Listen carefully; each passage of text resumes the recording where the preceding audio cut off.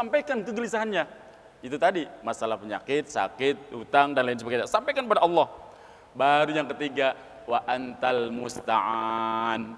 Hanya engkau ya Rob yang maha menolong. Hanya engkau yang bisa menolong. Baru tuh serahkan kepada Allah. Jamaah yang dimuliakan Allah Subhanahu wa taala. Kemudian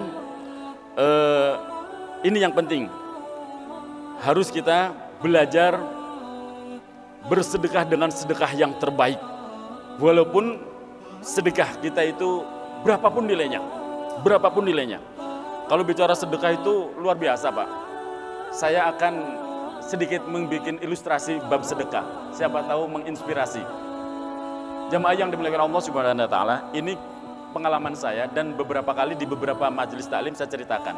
Kalau udah ada yang pernah dengar ya nggak apa-apa lah. Ini mengingatkan kembali. Ini kejadian sekitar tahun 97. Tahun 1997 ketika Aziz saat itu juga masih nyantren. Saat itu ada teman yang sudah selesai menghafalkan Al-Quran 30 juz.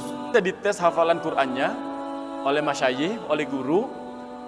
Kemudian beberapa santri yang sudah hatam diprogramkan untuk ikut wisuda tahfidzul Quran. Bahasa wisuda tahfidz itu kalau di pesantren namanya haflatul khiddak, Pak. Pernah dengar ya? Haflatul khiddak. Itu namanya kalau di dunia akademik itu wisuda. Di kitanya haflatul khiddak namanya. Wisuda para penghafal Quran.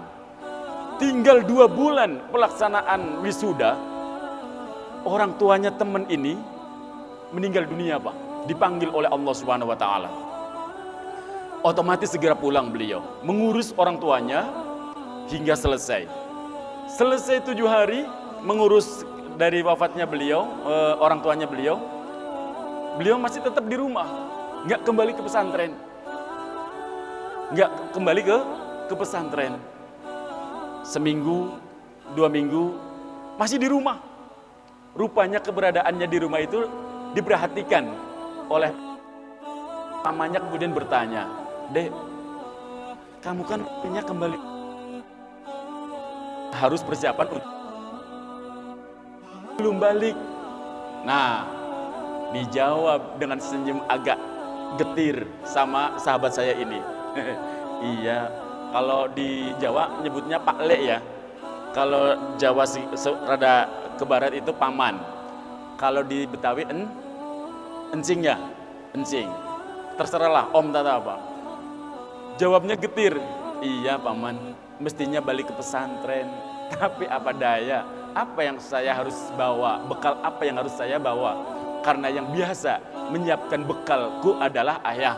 Sementara ayah sudah tidak ada." Pamannya tersentuh. "Emang biaya untuk wisuda berapa, Dek?" Zaman itu, Pak, 97, saya masih ingat betul, 97. Biaya haflah itu antara 1.500.000, itu udah mahal banget zaman itu. 1.500.000. Nah, terus untuk 2 bulan di sana berapa, Dek? Ya 200-an lah. Allah, pamannya ini digerakkan oleh Allah. "Baik, Dek, kalau begitu yang 1,7 dari paman." Nah, cerita ini kalau sampai di sini selesai, nggak ada menariknya, Pak. Nggak ada menariknya. Karena apa? Paman bantu ponakan biasa. Biasa tuh biasa, Pak. Biasa, paman bantu ponakannya biasa. Ponakannya juga anaknya. Anak dari kakak biasanya kan seperti itu. Nah, atau seorang ponakan dikasih sesuatu dari pamannya, ya hal yang nggak istimewa. Tapi ada sesuatu di sini, Pak. Hadirin yang dimuliakan Allah Subhanahu wa taala. Cerita berlanjut. Karena apa? Kenapa jadi istimewa?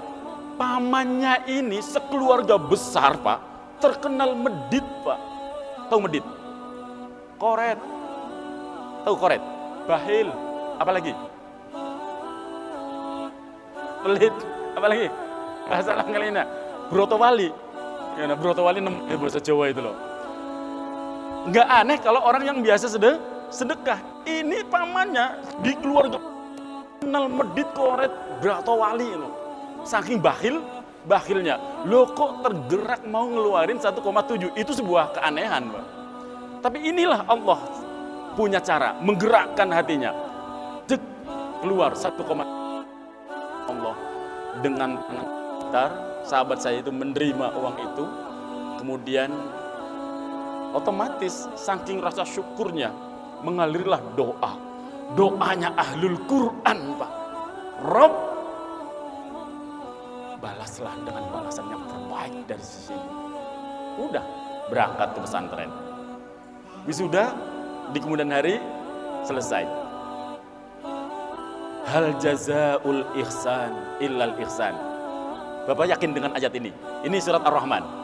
Tidak ada balasan kebaikan kecuali dengan kebaikan yang lebih baik. Dan Allah itu asy-syakur, zat yang maha membalas dengan yang lebih baik. Memang tidak sekaligus, Pak. Enggak hari ini berbuat baik, besok langsung dibalas. Enggak. Prosesnya cukup lama. Dan ini bukan sesuatu yang aneh. Wong doanya Rasulullah aja tentang akan ditaklukkannya Persia itu butuh sekian puluh tahun setelah beliau wafat. Padahal yang doa Rasulullah. Apalagi ini. Nah, nggak lama tapinya, Pak. 6 tahun kemudian. Nah, ini kejadian nyata, bukan katanya. 6 tahun kemudian, si pamannya ini kan pengusaha ceritanya, Pak. Punya usaha yang memang berharap usaha ini akan menjadi masa depannya anak-anaknya. Anaknya 7. Dari 7 anak, 1 laki-laki, 6 perempuan. Besar harapannya, anak laki-lakinya kelak jadi penerus usahanya, penerus bisnisnya. Besar harapannya, kepengin dididik di pendidikan yang terbaik.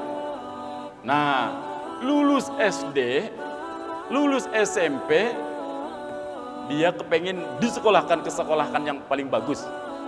Yang pasti biasanya yang bonafid lah ya, yang keren. Lulus SMP, si anak macet, Pak. Nggak mau sekolah. Terus maunya apa? Nyantren. Bapaknya kaget. Dek, mau kemana kamu? Nggak mau sekolah? Nyantren. Ngapain nyantren? Dulu kan orang begitu, Pak.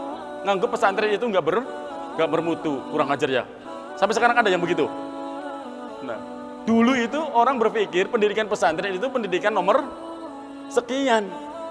Padahal pendidikan pesantren terbukti yang telah menjadi gawang yang menjaga NKRI ini, yang menjaga keberlangsungan agama ini, agama yang ada di Indonesia. Subhanallah. Tapi namanya pemahaman orang beda-beda. Nyantren, ngapain nyantren? Pokoknya nggak mau sekolah, mau nyantren. Nah, terus karena didesak nggak mau, orang tuanya ngalah. Baik deh, kalau mau nyantren nggak apa-apa, tapi pesantren yang plus sekolah, kan gitu biasanya ya. Pesantren plus sekolah. Nggak mau. Loh kok nggak mau sama sekolah? Maunya nyantren apa? Maunya nyantren apa? Keluarlah dari lisan anaknya itu yang baru lulus SMP. Saya mau ngapalin Quran. Tambah kaget lagi ayahnya. Ngapain dia ngapalin Quran? Pani juga jadi imam masjid. Kurang ajar kan? Kurang ajar. Emang sampai hari ini juga banyak orang yang berpikir negatif begitu. Ngapain ngapalin Quran? Ngapalin Quran paling jadi imam masjid. Dulu juga banyak yang begitu. Sekarang juga masih. Singkat cerita, kalah orang tuanya. Pokoknya harus nyantren, harus mondok. Mondoknya di pesantren tahfidz. Subhanallah. 3 tahun kemudian anaknya hafal Al-Quran 30 juz, Pak. Inilah cara Allah ngebalas kebaikan berupa sedekah. Pertanyaan saya, bernilai mana 1,7 juta dengan anak kita dititipkan di dadanya hafal Al-Quran 30 juz? Berharga mana, Pak? Gak berani jawab. Salah juga gak apa-apa loh, Pak. Berharga mana? 30 juz anak kita hafal Quran dengan uang 1,7, mahalan mana? 30 juz, yakin? Pak Polisi? Berharga uang atau berharga Al-Quran? Al-Quran tuh, bener jawaban Pak Polisi. Subhanallah. Nah sekarang saya mau tes nih. Kalau Bapak Ibu milih, atau Bapak Ibu saya tanya, kepengen nggak punya anak hafal Al-Quran 30 juz? Yang kepengen angkat tangan. Ya lebih dulu loh. Alhamdulillah, ternyata pengen semua. Punya anak hafal Quran, kemudian disekolahin di jurusan ekonomi, jadi ekonom. Hafal Quran, disekolahin di kedokteran, jadi hafid Quran yang dokter. Hafid Quran, disekolahin di teknik, jadi insinyur yang hafal Quran. Hafal Quran, belajar tentang tata negara, hukum tata negara, keren. Tapi pondasinya Al-Quran. Siapa yang gak pengen? Kita kepengen semua. Jamaah yang dimuliakan Subhanahu wa ta'ala. Maka saya ngajak hari ini, kalau ada kesadaran kepengen berbuat baik, kerjakan, jangan nunggu nanti setelah keluar dari masjid, atau segerakan hari ini, jangan lewat besok. Sebab kalau besok berubah lagi pikiran kita. Tunaikan yang terbaik dari kita, agar Allah pun memberikan yang terbaik untuk kita. Lan tanalul birra hatta tunfiku mimma tuhibbun wa ma tunfiku min syai'in fa innallaha bihi alim. Engkau tidak sekali-kali tidak akan memperoleh kebaikan yang sempurna hingga engkau menafkahkan sebagian rizkimu yang terbaik. Sebagian kok, nggak disuruh semuanya, tapi yang terbaik.